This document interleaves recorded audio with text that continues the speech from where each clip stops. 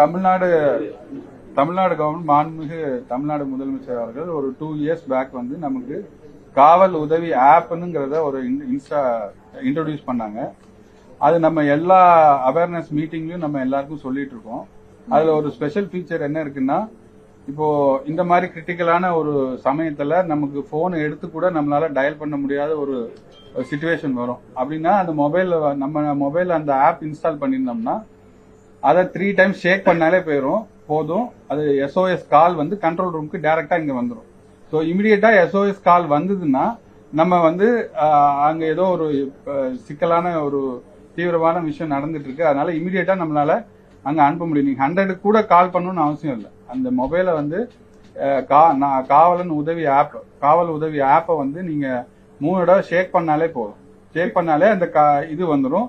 அப்படி ஷேக் பண்ண முடியாதாலும் அந்த ஆப் ஜஸ்ட் ஓபன் பண்ணி அதை ஓபன் பண்ண உடனே ஒரு எஸ்ஓஎஸ் பட்டன் இருக்கும். அதை நீங்க பிரஸ் பண்ணிட்டாலே போதும், கால் இமீடியட்டா நம்ம கண்ட்ரோலுக்கு இங்க வந்துடும். உடனே வந்து எஸ்ஓஎஸ்னா அதுக்கு வந்து ட்ரீட்மெண்டே வேற, இமீடியட்டா வந்து போலீஸ் ரெஸ்ட் பண்ணிடுவாங்க. தவறான தகவல் பரப்புறது